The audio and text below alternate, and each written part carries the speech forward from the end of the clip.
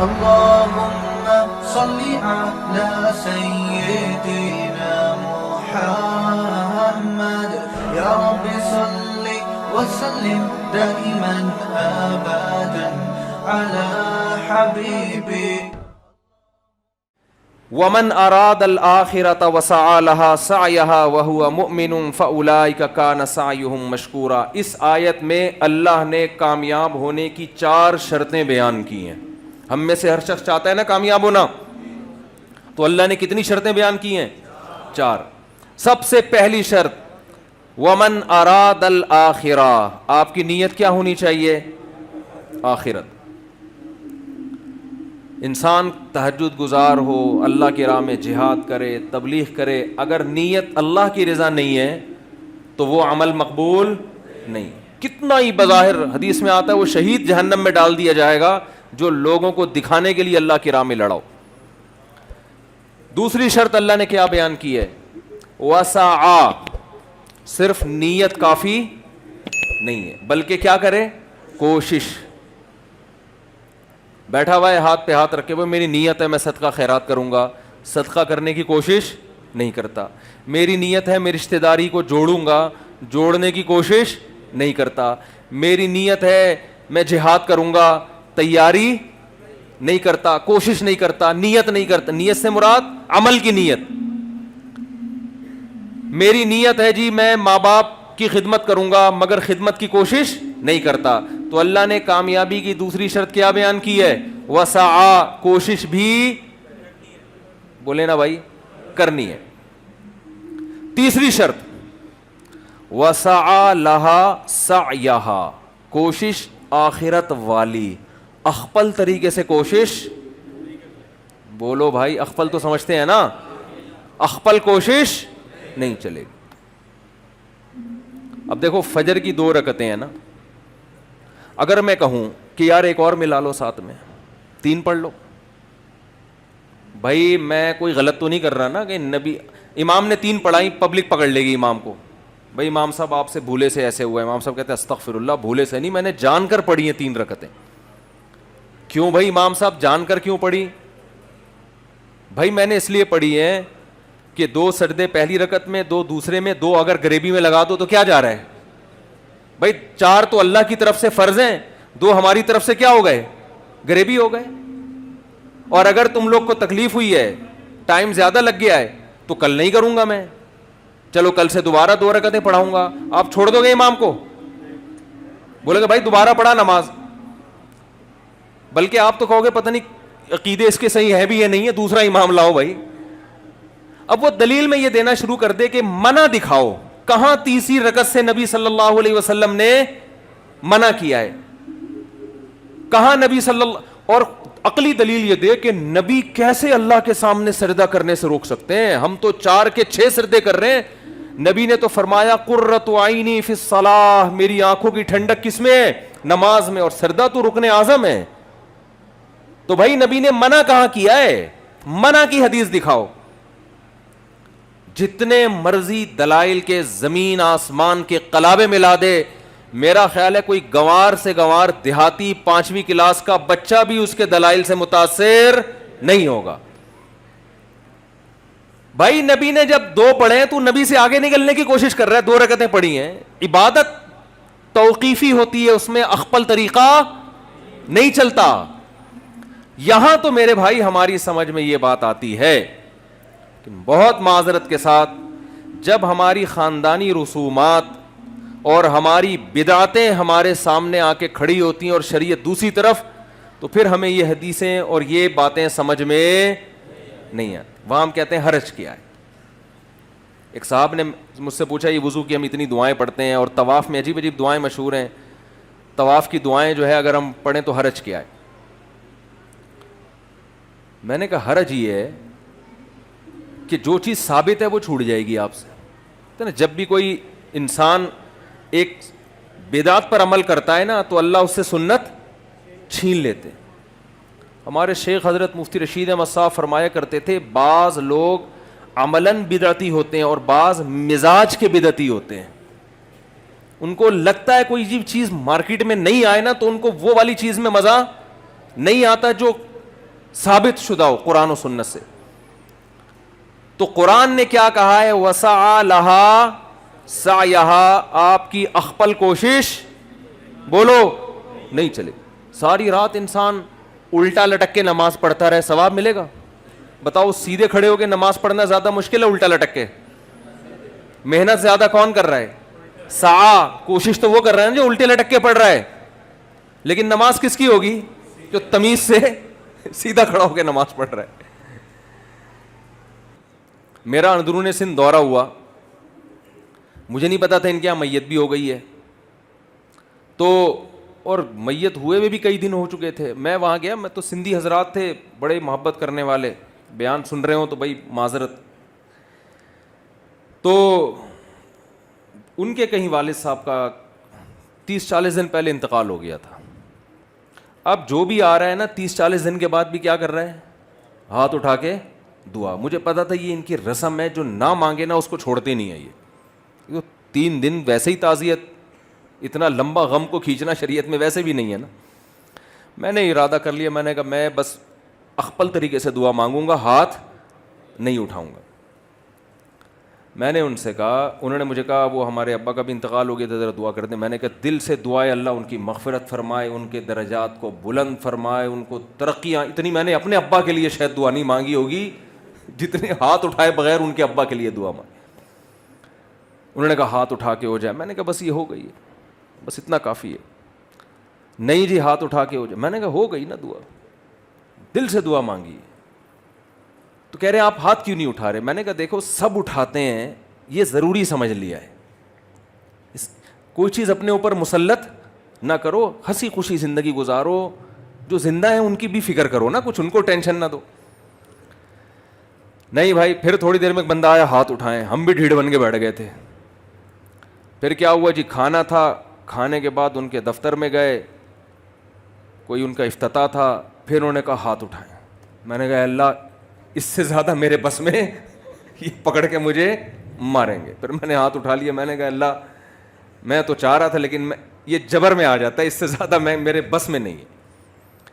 تو بھائی کیوں جو چیز شریعت سے ثابت نہیں ہے اس کے پیچھے کیوں اتنا پڑ جاتے ہو؟ عربوں میں میتیں ہوتی ہیں, کتنے آرام سے انسان ہنستا کھیلتا دنیا سے جاتا ہے, اور کوئی قرآن خوانیاں نہیں ہوتی اس کے لیے, کوئی بڑے بڑے پروگرام نہیں ہوتے. ما تعالی الایمان ما قدر اللہ. عربوں کی زبان پہ 2 جملے ہوتے ہیں, ما قدر اللہ جو اللہ نے مقدر کیا, ما تعالی الایمان خوشی کی بات ہے, ایمان پر گیا. دعا کرتے رہتے ہیں بیٹھ کے اس کے لیے. تو ایمان کے بغیر کوئی نیکی مقبول نہیں ہے. مجھ سے لوگ اکثر پوچھتے ہیں یہ اتنے بڑے بڑے سائنسدان تھے, انہوں نے انسانیت کی اتنی خدمت کی ہے, اور آپ کہتے ہو یہ جنت میں نہیں جائیں گے, تو ان کو کوئی آخرت میں بدلہ نہیں ملے گا.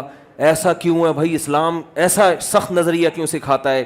میں ان سے کہتا ہوں دیکھو ان بڑے بڑے سائنسدانوں نے آپ کی خدمت کی, جس کی وجہ سے آپ کو ان سے اتنی محبت کہ آپ کو ان کا جنت میں نہ جانا اور جہنم میں جانا برا لگ رہا ہے. تو جس اللہ نے ان پر اتنے احسانات کیے, تو اس اللہ سے ان کو تعلق کیوں نہیں تھا؟ آپ کو ان کے ایڈیسن نے بلب ایجاد کر لیا, ایک بلب دیا ہے اس نے. اب ہمارے یونیورسٹی کے طلبہ چاہتے ہیں جہنم میں نہ جائے, ہم بھی یہی چاہتے ہیں نہ جائے, تو بھائی اگر نہ جائے تو ہمیں کیا ہوا؟ لیکن اللہ کہہ رہا ہے کہ نہیں, اگر اس تک اسلام کی دعوت پہنچی تھی, عقیدہ توحید اس تک پہنچا, اور اس نے عقیدہ توحید پر ایمان نہیں لایا, اللہ نہیں معاف کرے گا, یہ قرآن کا فیصلہ ہے. اب ہمارے جو یونیورسٹی کے لوگ ہیں نا, ان کو بڑے اشکالات ہوتے ہیں, اور اتنی انسانیت کی خدمت کی, بلب بنا کے چلا گیا. وہ بلب کیا کیا کر رہا ہے آپ دیکھو, وہ بلب جناب روشنی کا کام بھی کر رہا ہے, بیکری کے کیکوں کو بھی کیا کر رہا ہے, تازہ رکھ رہا ہے نا. پتہ نہیں لگتے ہیں, پہلے تو وہ کیک کو گرم کرنے کے لیے بلب لگایا کرتے تھے. تو کتنی خدمت کر کے چلا گیا وہ, اور یہ مسلمان لوگ کہتے ہیں کہ وہ جنت میں نہیں جائے گا. تو بھائی اس نے ایک بلب دے کر آپ پر احسان کیا, اور آپ کو اس کا جنت میں, اس کا جہنم میں جاتے ہوئے ترس آ رہا ہے کیونکہ آپ کا محسن ہے. تو جس خدا نے سورج دیا, چاند دیے, جس خدا نے ایڈیسن کو پیدا کیا, جس خدا نے اتنے بڑے بڑے ان لکم فی الانعام لعبرا نسقیکم مما فی بطونہ من بین فرث ودم لبنا خالصا سائغا للشاربین. قرآن کہتا ہے سوکھا چارہ ہم ان جانوروں کو کھلاتے ہیں, سوکھے چارے کو تم رگڑ کے دیکھو تیل کا ایک قطرہ نہیں نکلے گا, لیکن اس جانور کو کھلاتے کیسا چکنا گاڑا دودھ اس سوکھی گھاس سے اللہ نکال کے دکھاتا ہے. اور اس خالصاً فرمایا کہ نہ اس میں گوبر کی بدبو نہ خون کی بدبو. ایک ہی فیکٹری میں اس چارے سے گوبر بھی بن رہا ہے, خون بھی بن رہا ہے, دودھ بھی بن رہا ہے, لیکن اس فیکٹری میں جہاں دودھ تیار ہو رہا ہے نہ گوبر کی بدبو آتی ہے نہ خون کی رنگت. خالصاً یہ اس کا کلر دیکھو اور مزہ دیکھو, سائغا للشاربین, پینے والوں کے حلق میں پھسلتا چلا جاتا ہے. بتاؤ دودھ کی ایجاد عجیب زیادہ عجیب ہے یا بلب کی ایجاد؟ دودھ کی ایجاد بلب سے کئی گنا زیادہ عجیب. اور یہ دودھ اگر ہمیں پینے کو نہ ملے, ان بلبوں کو ہم خود ٹینشن میں آ کے اپنے ہاتھوں سے توڑ کے ختم کر دیں گے. کس قدر بڑی نعمت جس خدا نے, اور یہ ایک نہیں ہے, وَإِن تَعُدُّوا نِعْمَةَ اللَّهِ لَا تُحْصُوهَا. قرآن کہتا ہے اگر ایڈیسن کی نعمتوں کو گنو گے 4-6 سے زیادہ اس کی چیزیں نہیں ملیں گی, اور وہ بھی اللہ کی دین ہوں گی. اللہ نے اس کی کھوپڑی میں ڈالا ہوگا کہ تو یہ بنا دے, خود سے نہیں جاتا کچھ کسی کا دماغ. اور جب اللہ کی نعمتوں کو تم گننا شروع کرو گے, لا تحصوها, تم قیامت آ جائے گی ان نعمتوں کو شمار نہیں کر سکتے. تو اس خدا سے جب تک آپ کو محبت نہیں ہوگی, اس خدا کے احکام کا التزام نہیں کرو گے, تو جنت میرے بھائی اللہ نے بنائی ہے.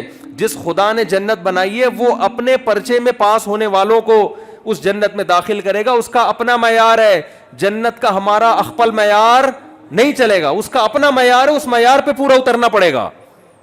اس سائنسدانوں کی تھوڑی ہے جنت جو ہم کہیں کہ جی سائنسدانوں نے بنائی ہے. جس خدا نے بنائی ہے وہ کہہ رہے میرے معیار پہ چلو. ایک چھوٹی سی بات کر کے اپنے بیان کو ختم کرتا ہوں. دیکھو آپ گھر سے باہر بہت اچھے ہیں دوستوں میں, باپ آپ کو اچھا جب کہے گا جب آپ باپ کے ساتھ اچھے ہو, دوست آپ کو اچھا جب کہے گا جب آپ دوست کے ساتھ اچھے ہو. اچھائی اور برائی کا جو معیار ہے وہ ہر ایک کا دوسروں سے مختلف ہے.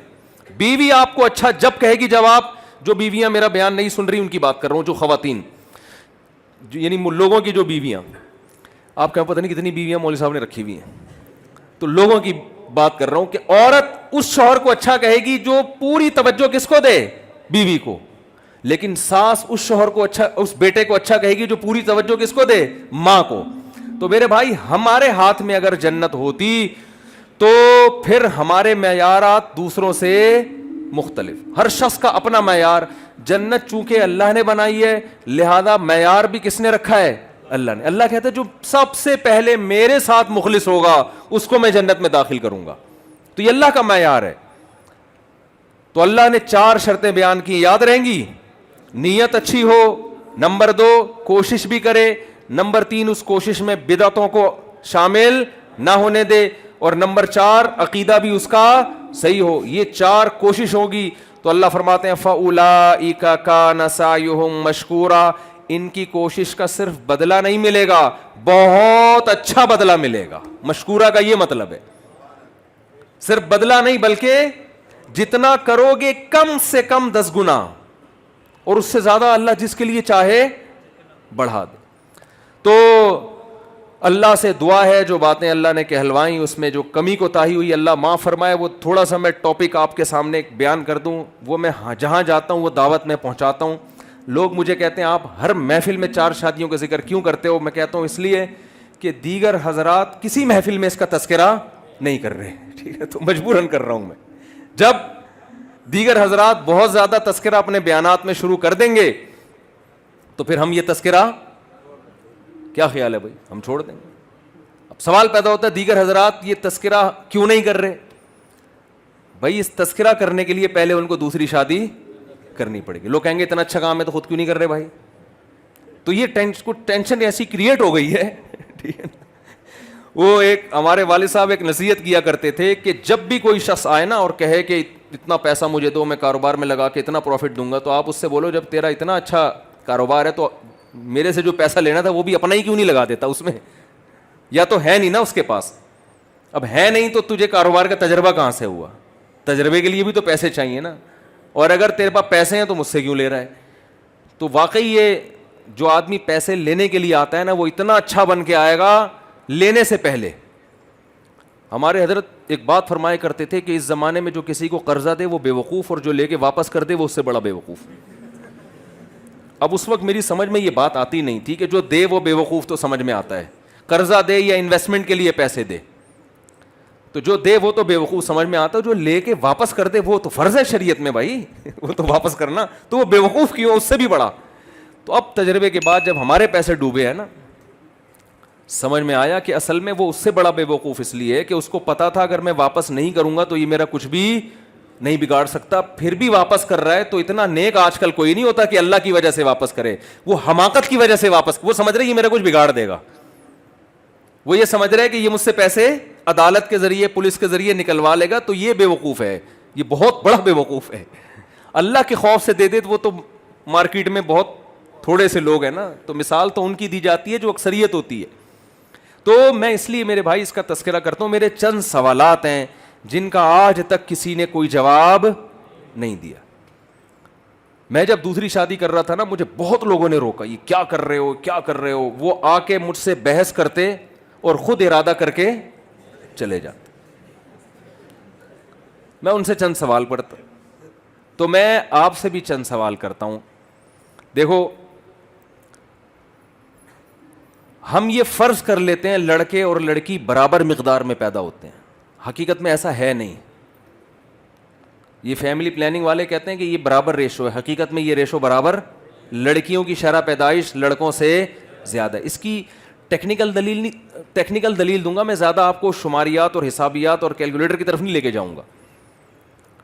دیکھو، ہمارے ہاں فیملی پلاننگ کا بڑا رواج بڑھ رہا ہے۔ فیملی پلاننگ کا مطلب ہے 2 بچے ہی اچھے۔ اب آپ مجھے بتاؤ، جس کے 2 بچوں میں ایک بیٹا ہو گیا وہ تو 2 کے بعد بند کرا دے گا، جس کے بیٹا نہیں ہوا وہ بیٹے کی لالچ میں نسل بڑھائے گا کہ نہیں بڑھائے گا؟ یہ لازمی حصہ ہے۔ جن ملکوں میں فیملی پلاننگ پر عمل ہوا ہے نا، وہاں لڑکیوں کا ریشو لڑکوں سے بہت زیادہ ہونا چاہیے، مگر ہو اس لیے نہیں رہا کہ وہ لڑکی کو پیدا ہونے سے پہلے ہی ماں کے پیٹ میں قتل کر دیتے، جن میں انڈیا اور چائنا سر فہرست ہے۔ اب ہم تو یہ قتل کر نہیں سکتے۔ علامہ ابن کثیر نے لکھا ہے کہ پیدا ہونے کے بعد زندہ دفن کرنا اور ماں کے پیٹ میں مار دینا، یہ جرم میں دونوں چیزیں برابر ہیں، یہ قتل نفس ہے۔ تو انہوں نے تو اس کا یہ حل تلاش کیا، بھائی میاں بیوی الٹرا ساؤنڈ کرتے ہیں کہ بھائی لڑکا ہے تو آنے دو، ایک لڑکی بھی آنے دو، اس کے بعد اگر لڑکا ہے تو ٹھیک ہے، نہیں ہے تو مار دو پیٹ میں۔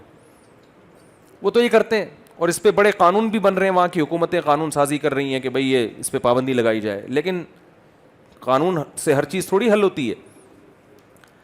اب جس معاشرے میں، مجھے ایک بات بتائیے، فیملی پلاننگ خاندانی منصوبہ بندی پر عمل ہوتا ہو تو وہاں لڑکیوں کا گروتھ ریشو لازماً بڑھے گا۔ بیٹے کی لالچ میں 6 بیٹیاں ہوں گی، بیٹی کی لالچ میں 6 بیٹے نہیں ہوتے۔ یہ ایک ایسی گراؤنڈ ریئلٹی ہے جس کا کوئی انکار نہیں کر سکتا۔ تبھی ہمیں یاد ہے بچپن میں حکومت نے بورڈ لگائے ہوتے تھے کہ لڑکی بھی اللہ کی نعمت ہے، بیٹے کی لالچ میں کنبا نہ بڑھائیں، یہ بورڈ لکھے ہوتے تھے، کیونکہ ان کو یہ تھا یہ جو گروتھ ریشو ہے نا یہ نیچرل نہیں ہے۔ جب نیچرل ہوتا ہے تو کسی کے 6 بیٹے ہو گئے تو دوسرے کے 6 بیٹیاں ہو گئیں۔ اب جب یہ نیچرل نہیں رہا ہے تو لڑکیوں کا ریشو کیا ہو گیا؟ بڑھ گیا۔ تو اب آپ بتاؤ، پیدائش میں لڑکیاں لڑکوں سے زیادہ ہو گئیں کہ نہیں ہو گئیں؟ دوسری بات، میڈیکل سائنس یہ کہتی ہے بچپن میں لڑکوں میں جو ریزسٹنٹ پاور ہے، بیماریوں کے خلاف مدافعت، وہ کم ہوتی ہے، لڑکیوں میں زیادہ۔ بچپن کی جو موتیں ہیں ان میں لڑکوں میں موت کا گروتھ ریشو لڑکیوں سے، بچیوں سے، بالغ ہونے کے بعد نہیں، بچپن میں لڑکوں کا مرنے کا امکان زیادہ ہوتا ہے بیماریوں سے۔ حتیٰ کہ جو کورونا آیا ہے نا، کورونا، اس میں بھی ڈاکٹر کہتے ہیں اس میں مردوں کی موتیں زیادہ ہوئی ہیں، عورتوں کی کم ہوئی ہیں۔ خواتین کو اللہ نے یہ جو نزلہ، زکام اور اس ٹائپ کی بیماریاں ہیں نا، ان میں ریزسٹنٹ پاور زیادہ ہوتی ہے مردوں کی نسبت۔ تو بچپن میں لڑکوں میں موت کا ریشو لڑکیوں سے زیادہ۔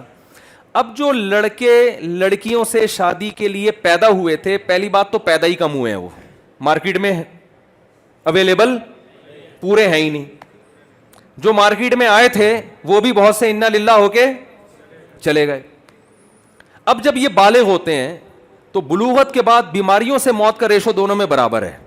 بلوغت کے بعد پھر وہ ریزسٹنٹ پاور لڑکے میں پیدا ہو جاتی ہے۔ لیکن حادثوں سے جو موت کا ریشو وہ لڑکوں میں لڑکیوں کی نسبت کئی گنا زیادہ. آگ لگی فیکٹری میں, اتنے مزدور جل گئے. کون جلتا ہے؟ لڑکیاں جلتی ہیں, آدمی جلتے ہیں. چھت گری فیکٹری کی, کون مرتا ہے؟ ایکسیڈنٹ میں کون مرتا ہے؟ بائکوں پہ کون مرتا ہے؟ جنگوں میں کون مرتا ہے؟ دہشت گردی میں کون مرتا ہے بھائی؟ مرد مرتے ہیں نا. تو اب مجھے ایک بات بتاؤ کہ جو مرد لڑکیوں سے نکاح کے قابل تھے وہ مارکیٹ سے مزید شارٹ ان حادثوں کے نتیجے میں ہو گئے کہ نہیں ہو گئے؟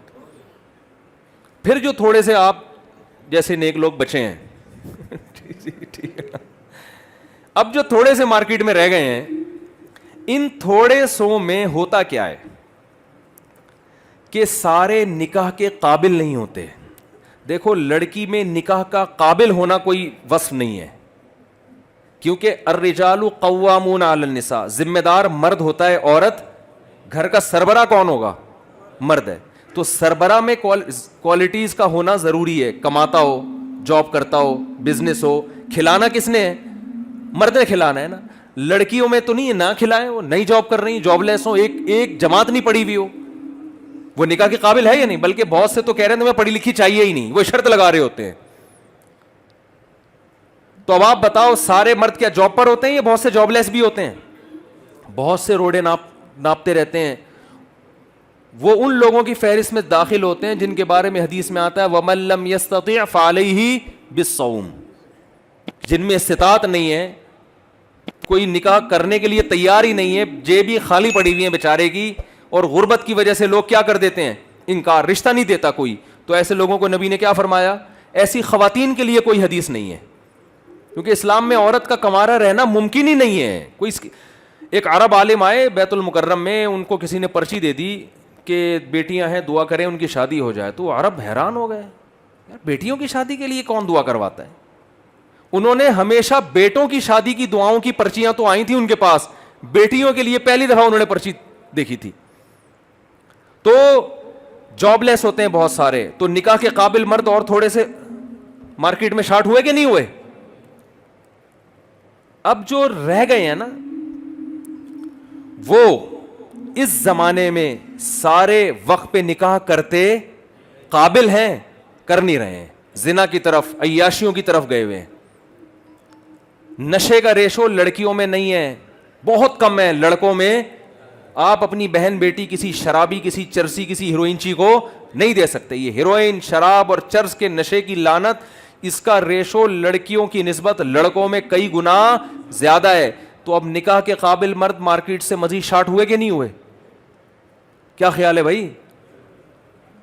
اب مجھے ایک بات بتاؤ, اچھا یہ جو شارٹ ہو گئے نا, ان میں بھی بہت سے, اچھا جو قابل رہ گئے وہ میں نے ایک بتایا وہ کرتے بھی نہیں ہیں, کہتے ہیں زنا کرو, شراب, ادھر ادھر عیاشی میں لگتے ہیں, یعنی وہ نشے میں تو نہیں ہوتے لیکن عیاشی میں ہوتے ہیں. پھر جو مزید تھوڑے سے لوگ رہ گئے, ان میں سارے یہاں شادی نہیں کرتے, یورپ میں جا کے گوریوں سے, جیپنیز سے, چائنیز سے بھی نکاح کرتے ہیں, اپنی قوم کی عورتوں کو وہ چھوڑ دیتے ہیں.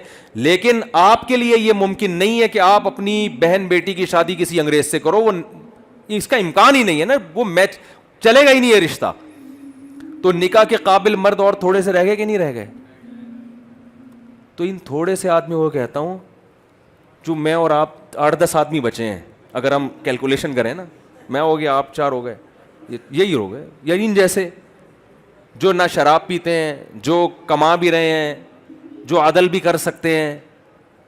تو یہ اگر ایک بیوی کر رکھیں گے, اس کا مطلب وہ قوم کی باقی عورتوں کا بیڑا غرق کر رہے ہیں.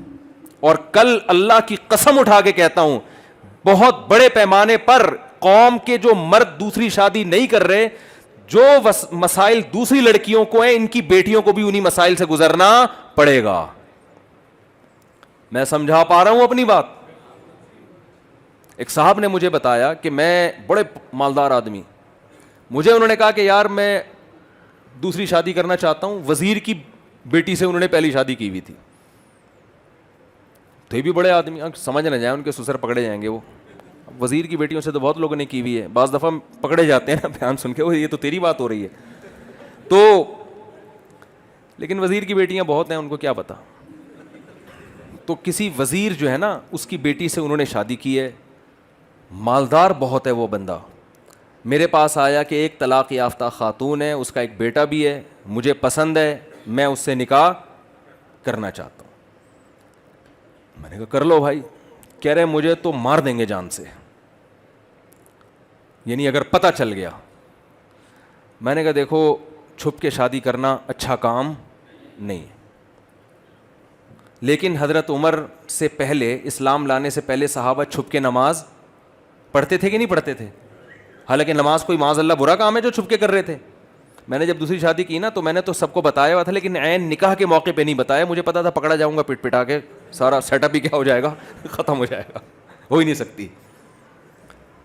تو میرے جو سسر اب تو انتقال ہو گیا, اللہ ان کی مغفرت فرمائے, وہ مجھے کہنے لگے, میں نے کہا دیکھیں نکاح کے وقت 4-6 گواہ لے کر آؤں گا, اس سے زیادہ کوئی نہیں ہوگا. بعد میں بھانڈا پھوڑ دوں گا, ہو گئی ہے, چھپاؤں گا نہیں, میں اس وقت نہیں پتہ چلنے دوں گا. کہنے یار بیٹا یہ تو ہم کوئی گناہ تھوڑی کر رہے ہیں جو ہم چھپ کے کریں. میں نے کہا دیکھیں حضرت عمر سے پہلے جو چھپ کے نمازیں ہوتی تھیں تو کیا وہ گناہ کر رہے تھے؟ وہ تو گناہ نہیں کر رہے تھے, لیکن لوگ اس عمل کو کیا سمجھ رہے تھے؟ گناہ. تو میں نے کہا ہم گناہ نہیں کر رہے, لیکن پوری پبلک اس کو کیا سمجھ رہی ہے؟ گناہ سمجھ رہی ہے. وہ مارے گی پکڑ کے, بدنامی الگ ہو, کچھ بھی نہیں ہوگا. وہ بیچارے پھر کیا, نہیں بھائی. میں نے کہا بھائی ٹھیک ہے, نہیں ہم کہیں اور ٹرائی کرتے ہیں پھر, اور کیا. لیکن شکر ہے ان کی سمجھ میں آ گیا, اللہ کا شکر ہے. تو میں نے ان سے کہا, میں نے کہا بھائی دیکھو یہ کام کھلے عام کرنے کا ہے, چھپن چھپائی والا کام سیٹ نہیں ہوتا, لیکن اگر جان سے ہی جانے کا خطرہ ہے تو فی الحال چھپا دو یار, بعد میں ہائی لائٹ ہو جائے گا, بعد میں پکڑا جاؤ, اتنا مسئلہ نہیں ہوتا. 2-3 بچے ہو جائیں نا پھر پکڑے بھی جاؤ. میں اس کو چھپن چھپائی کو پروموٹ نہیں کرتا. اگر وقتی طور پہ چھپ کے نکاح کیا بھی ہے نا تو 1 ہفتے بعد اس کو, کیونکہ جب چھپن چھپائی ہوتی ہے نا تو مرد پھر بیوی کے حقوق نہیں ادا کرتا, وہ کہتا ہے یار اس کو لٹکا کے رکھو. اس لیے میں اس کو کبھی بھی وہ نہیں, لیکن ہاں وقت پہ تو میں یہی کہتا ہوں جب ہو رہی ہے اس وقت نہیں بتاؤ. جی جی حضرت, جی جی جی جی.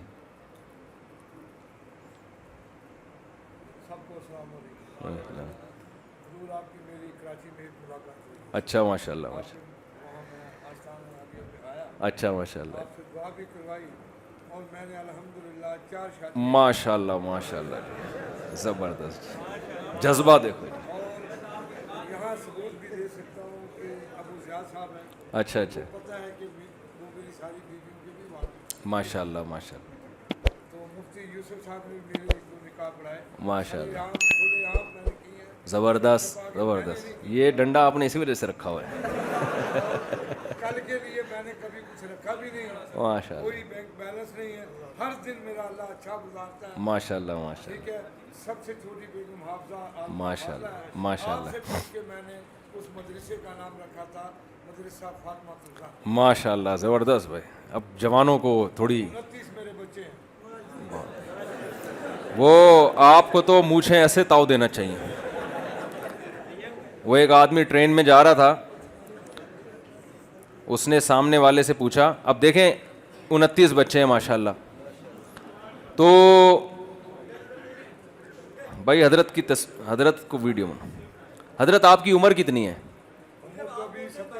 صرف 70 سال عمر ہے, ماشاء اللہ. آگے گنجائش نہیں ہے, اگر گنجائش ہو تو میں ویٹنگ میں 2-3 بیٹھی ہوں. اچھا. گنجائش نہیں ہے. وہ ایک صاحب تھے, ان کی وائف کا انتقال ہو گیا, انہوں نے شادی کی تو ان کے بیٹے نے بھی پہلی کی موجودگی میں کر لی. تو باپ نے رکاوٹ ڈالی, یار تو کیوں کر رہا ہے؟ اس نے کہا ابا آپ نے بھی تو کی ہے. اس نے کہا وہ تو بیٹا میری تو گھر والی مر گئی, تیری ماں مر گئی اس لیے کی ہے. تو اس نے کہا ابا وہ میری والی نہیں مر رہی تو میرا کیا قصور ہے اس میں؟ الحمدللہ جی, میری شادیوں میں میرے 2 بیٹے نکاح میں گواہ ہیں. ماشاء اللہ, ماشاء اللہ, صاحب کو پتہ ہے, ایک بیٹا ہائی کورٹ میں وزارت داخلہ. ماشاء اللہ, زبردست زبردست. جی اب تو آپ کے لیے تو یہ چٹکلا ہے بیوی مرنے والا, کہ بیوی کے مرنے کی کوئی امید کرنا کوئی شریف آدمی کا کام نہیں ہے, ٹھیک ہے نا. وفا کرتا ہے عزت دار آدمی. تو دوسری شادی کر کے عدل کرنا ضروری ہے, پہلی کو بھولنا حرام ہے. نبی نے فرمایا جس نے 2 کی اور عدل نہ کیا اس کا آدھا دھڑ فالس زدہ ہوگا. خود نبی نے کیسا عدل کیا ہے. تو یہ سب شرطیں عدل کے ساتھ ہیں, یہ ذہن میں رکھیں. اچھا میں جلدی سے بات کو مکمل کرتا ہوں. تو میں نے ان سے کہا بھائی کر لیں, تو انہوں نے کہا کہ میرے کوئی روحانی پیشوا ہیں, کوئی پیر و مرشد ہیں, اور بڑے متبع سنت ہیں, انہوں نے مجھے منع کر دیا دوسری سے. میں نے کہا یار مجھے ایک بات بتاؤ, تمہارے جو پیر صاحب ہیں جو بھی ہیں اچھا ہی ہوں گے, اگر ان کی بیٹی طلاق یافتہ ہوتی, اس کا ایک بچہ ہوتا اور اس کے لیے تمہارے جیسے جوان آدمی کا, مالدار آدمی کا رشتہ آتا, تو اگر نہ کرتے نا تو اپنی بیٹی کے ساتھ زیادتی کہ اس کو نکاح سے محروم کر رہے ہو, ہاں کرتے تو سوال پیدا ہوتا ہے اپنی بیٹیوں کے لیے اور دوسروں کی بیٹیوں کے لیے اصول الگ الگ کیوں ہیں. میں سمجھا پا رہا ہوں اپنی بات؟ میں نے کہا اللہ میاں نے اجازت دی ہے, فَانْكِحُوا مَا طَابَ لَكُم مِّنَ النِّسَاءِ, آگے وَإِنْ خِفْتُمْ أَلَّا تَعْدِلُوا, تمہیں خوف ہو کہ اگر عدل نہیں کر سکتے, بس ایک شرط ہے, حقوق نہیں ادا کر سکتے پھر نہیں. اللہ یہ نہیں کہا فلاں بزرگ نے کیا فرمایا, ابا کی اجازت, ماموں کی اجازت, پھپھو کیا کہے گی, اللہ نے ایسی کوئی شرط. اللہ نے کہا اگر تمہیں خود اپنے بارے میں یہ خوف ہے کہ تم برابری عدل نہیں کر پاؤ گے تو اس کے علاوہ کوئی شرط نہیں ہے. تو میں تو اس کو بھی توحید سمجھتا ہوں بھائی. میں جب دوسری کر رہا تھا اتنی مخالفت کہ اس مخالفت نے مجھے موٹیویٹ کیا. میں نے کہا یہ تو اب ایسے ہی ہو گئی کہ جیسے میرا باپ مجھے کوئی مٹھائی لا کے دے کہ بیٹا کھا لے, اور میرا دل بھی چاہ, یا تو نا اپنا ہی دل نہ چاہ رہا ہو, یا آپ کو پتا ہے مٹھائی کھاؤں گا تو پیٹ خراب ہوگا, اس بیس پہ انکار کر دو, وہ کوئی مسئلہ, وہ ٹھیک ہے. لیکن دل بھی چاہ رہا ہے, پیٹ بھی برداشت کرے گا اس کو, ماموں منع کر رہا ہے کہ نہیں کھا,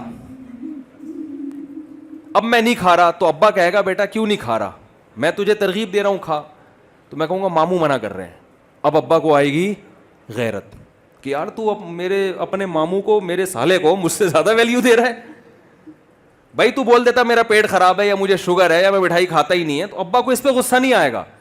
آپ اگر دوسری نہیں کر رہے, آپ افورڈ نہیں کر سکتے, آپ ٹینشن نہیں لینا چاہتے, آپ بیوی کے غم آنسو نہیں دیکھنا چاہتے, ٹھیک ہے, آپ اس لیے کہ لوگ کیا کہیں گے, اس کا مطلب اللہ کہہ رہے بھائی کوئی گناہ نہیں ہے اس میں, اور آپ کہہ رہے پبلک کیا کہے گی. یہ پھر یہ مسئلہ آ جاتا ہے غیرت کا. او بھائی جب اللہ نے کہہ دیا باڑ میں جائے ایسی کی تیسی, جو مرضی کہتے رہو. تو میں نے ان سے کہا کہ بھائی, اور انہوں نے کی الحمدللہ, اور 8-10 سال ہو گئے نبھا رہے ہیں الحمدللہ. تو مجھے یہ بات بتاؤ, جب اتنی عورتیں بے نکاحی ہیں, تو میں ایک مثال دیتا ہوں کہ 4 آدمی جو تیراکی جانتے ہیں, جن کا کام ہے سمندر میں ڈوبتے ہوئے کو بچانا, وہ 4 کھڑے ہوئے ہیں اور اتفاق سے 4 آدمی ڈوب گئے, تو یہ چاروں میں سے ایک ایک کو ڈوبنے سے بچائیں گے نا, کیا خیال ہے؟ لیکن ڈوبنے والے 4 ہیں, اور جو 4 ہیں نا جو بچانے والے, ان میں 2 بھاگ گئے, تو اب یہ 2 کی ذمہ داری ڈبل ہوگی کہ نہیں ہوگی؟ یا یہ کہیں گے کہ ایک کو تو ہم نے بچا لیا, دوسرے کو مرنے تو وہ اس کی ذمہ داری تھی, میری ذمہ داری نہیں ہے. او بھائی اب آپ کی ذمہ داری ڈبل ہو گئی ہے. ہونا تو یہ چاہیے تھا قوم کے ہر مرد نکاح کرتا, ان عورتوں کو ٹھکانہ دیتا, لیکن ہر مرد قابل نہیں ہے, زندہ ہی نہیں ہے, مارکیٹ میں اتنے بندے ہیں ہی نہیں. تو جو ہیں, جن کو اللہ نے استطاعت دی ہے, ان کی ذمہ داری بولو زیادہ. میں نے اپنی کتاب جو لکھی ہے نا 4 شادی, اس میں ایک عرب عالم عبداللہ ابن عبد الرحمن, عبداللہ جبرین کے نام سے مشہور ہے, بہت بڑے عالم تھے سعودی عرب کے, ان کا ایک فتویٰ نقل کیا ہے کہ جن علاقوں میں عورتوں کی کثرت ہے اور وہاں مرد ایک ایک بیوی پر اکتفا کیے ہوئے ہیں, جبکہ ان میں زیادہ نکاح کی استطاعت ہے, ان کے الفاظ ہیں اپنی کتاب میں نے نقل کیے کہ اگر اس کے باوجود وہ ایک نکاح کرتا ہے, فنرا انہ آثم, ہم یہ سمجھتے ہیں کہ وہ گنہگار ہوگا. میں یہ فتویٰ نہیں دے رہا کہ آپ سب کبیرہ گناہ کے مرتکب ہیں, میں صرف ایک فتویٰ نقل کر رہا ہوں اور بتا رہا ہوں کہ اس کو آپ ہلکا نہ لیں. سمجھ میں آ رہی ہے بات؟ اس سے نسل بڑھے گی. عبداللہ ابن عمر رضی اللہ تعالیٰ عنہ کی زوجہ کا انتقال ہوا تو انہوں نے ارادہ کیا اب میں شادی نہیں کروں گا. وہ بڑے صوفی قسم کے تھے, عبادت گزار تھے.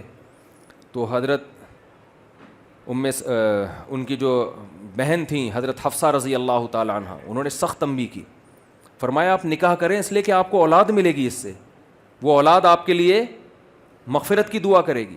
تو کیسی اولادیں ملی ہیں, سالم ابن عبداللہ ابن عمر, بخاری کے مشہور راویوں میں سے. اگر عبداللہ بن عمر نہ کرتے نکاح تو سالم بن عبداللہ بن عمر جیسے ملتے کیا؟ تو یہ اس لیے بھائی اس میں قناعت سے کام لینا ہمارے نبی صلی اللہ علیہ وسلم کا طریقہ نہیں ہے. سمجھ میں آ رہی بات؟ کوئی سوال آپ لوگوں نے پوچھنا ہو تو 5 منٹ کا ٹائم ہے, بلا تکلف جو پوچھنا ہے. اجازت ہے مولوی صاحب؟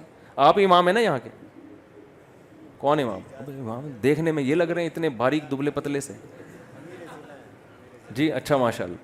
کہتے ہیں کہ اگر محلے کا امام دبلا ہے نا تو یہ مقتدیوں کے لیے ایک عیب کی بات ہے کہ آپ کا امام اتنا باریک اور دبلا کیوں ہے. سمجھ رہے ہو؟ تو یہ مقتدیوں کے لیے افسوس کی بات ہے. مقتدی امام موٹا ہوگا اس کا مطلب مقتدی کیا ہے خیال کرتے ہیں امام کا.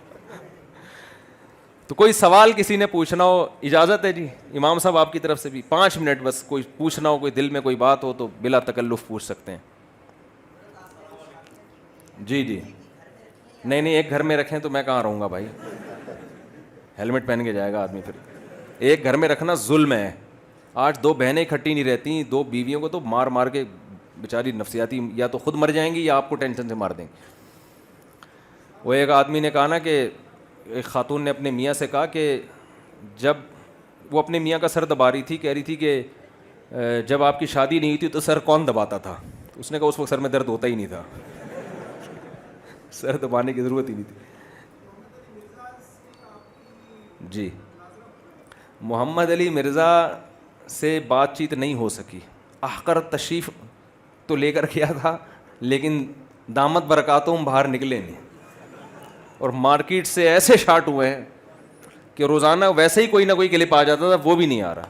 ہمارا مقصد دیکھیں رسوا کرنا ہرگز نہیں تھا, لیکن ایک بات علماء سے ہم نے سنی ہے کہ جو صحابہ کے خلاف بولتا ہے نا اللہ اس کو پنپنے دیتے ہی نہیں ہے.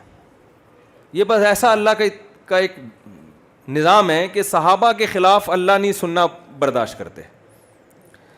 ایک تو اس کے جو صحابہ کے خلاف بولتا ہے سب سے پہلے اس کے چہرے کا نور اللہ چھینتے ہیں, اس سے چہرے پہ رونق نہیں رہتی.